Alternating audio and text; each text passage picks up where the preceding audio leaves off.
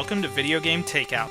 This week is our second Halloween show, so I thought since the new PSP Castlevania is coming out this week, I'd cover all three of the original Game Boy Castlevanias. So let's get started. First up, Castlevania: The Adventure. This game was released in 1989 and is the first Castlevania on the Game Boy. It was remade for the Game Boy Color in 1999 exclusively in Europe as part of the Konami Game Boy Collection Volume 1. This is the version I'll be playing during the review. The two versions are mostly identical, except the remake is in color and the character walks a little faster. But while he does walk some faster, he's still very slow. There are no secondary weapons, and the hearts that are usually the equivalent of ammo now refill your life. All the controls in the game seem to have a slight delay, which is very annoying, and jumping is not very good either. It can be very frustrating to try to make the pinpoint jumps the game sometimes makes you do. With the controls fighting you the whole time, the game ends up being pretty hard, especially some of the bosses. Even the first boss can kill you in about 2 or 3 attacks, and with the controls the way they are, it's easy to get killed. Anytime you get hit, it downgrades your whip, so you have to get even closer and are even more likely to take damage. Plus you do less damage with the smaller whip, so the enemies take more hits. Making things even worse is that when you die, you have to start from about halfway through the level, just like the old 8-bit Castlevanias. This can be very frustrating because you end up making it to the boss with less than full life, and they're hard enough without the handicap. On the positive side, I really enjoyed the commercial for this game, where the Game Boy turns into a bat by inserting the game's entire box into it. I don't want to be too hard on this game since it was one of the very first Game Boy games, but it really isn't a lot of fun nowadays. I really wish the gameplay was faster and easier to control. As it is, the game is frustrating and difficult. I would definitely say skip this one unless you want to play every Castlevania game out there. This is definitely one of the worst in the series. Let's see if the sequel fared any better in Castlevania 2: Belmont's Revenge. 2 years after the release of Castlevania: The Adventure, Konami released a sequel that addressed many of the problems of the first game. Later in 2000, they re-released it just like they did the previous game, as a European exclusive. It was part of the Konami Game Boy Collection Volume 4 for the Game Boy Color. The game starts off very differently from most Castlevanias, because it allows you to pick the level you want to go to. It doesn't matter which stage you pick, because they all seem to be about the same difficulty, and you have to finish them all to get to Dracula. This game is basically a refinement of the first game. The controls are faster and more responsive, the level designs are much better, and your whip doesn't get powered down every time you get hit. And you can hit enemies while climbing on ropes. Speaking of the ropes, they're back for the second game and there are still no stairs. But you can slide down them a lot faster, so it's really not that bad.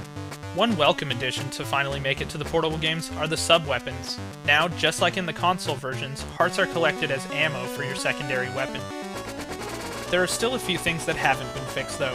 Slowdown is still a problem when there are a lot of enemies on screen, and enemies still respawn if they leave your view. Also, it still makes you start over from mid-level when you die, which gets very annoying when you have to play the same part over and over again. My last complaint is that I wish he could jump just a little bit further. Don't get me wrong, the jumping is much improved, and it doesn't force you to do difficult jumping puzzles anymore, so overall, it's much more enjoyable. It just would have made the game more friendly to new players. In the end, I think this is a much improved game over its predecessor.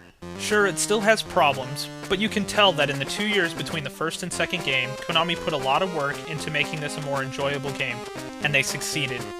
I found myself really having a good time playing this one, and I'll probably go back and play it more even after the review is finished. Next up is Castlevania Legends. Castlevania Legends is the third Castlevania game for the Game Boy, and it was released in 1998, 7 years after the previous game. Unfortunately, even though it's the newest of the three, it's also the only version that didn't receive the color makeover. But it's really not that big a deal because the game came out in the Game Boy's final days when programmers knew how to get the most out of the system.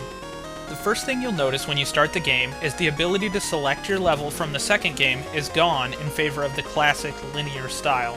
There are 7 stages, and they're all very long for the old-school type Castlevania levels.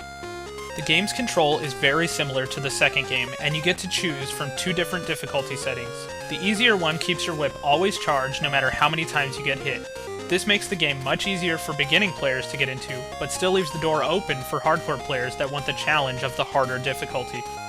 As always, something has to change from game to game. and in this game, the sub-weapons have been removed and replaced with soul weapons. There are 5 different ones to choose from: Wind, Flame, Ice, Saint, and Magic. I personally like the regular sub-weapons better, but to each his own, I guess. I have no idea why it took them so long to make a third game. The game has some improvements over the first 2, but it's really very similar to the second game, and it came out 7 years later. There are small improvements like the easier difficulty and some improved bosses, but the game feels like an evolution over the previous game, not the breakout game you'd expect 7 years later. That's not to say that it's a bad game. In fact, it's about as good as any game on the original Game Boy. I just like the second game a little bit better. One thing this game is missing, though, is the battery backup that the Japanese version had. In the US version, you still have to use passwords. On the bright side, I guess at least you don't have to worry about the battery going dead in the 10 years since this game came out. All in all, if this game came out about a year or 2 after the second game, it probably would have been received a lot better. But as it is, the game came out after Symphony of the Night and was definitely showing the age of the Game Boy. It's fun, and I would recommend you check it out, but it's still not all that it could have been. The handheld games didn't really catch up until Harmony of the Dissonance 4 years later. It's a shame really that this game came out so late in the Game Boy's life. If you can ignore that, then the game is at least worth checking out. But if I had to choose a favorite, I think I'd go with the second game. It felt more like a regular Castlevania to me, and I really liked the stage select. Well, that wraps up this week's show. Next week will be our last Halloween-themed episode, so be sure to check it out. I hope you enjoyed this week's show, and until next time, I'm Ben. Thanks for watching, and have a great week.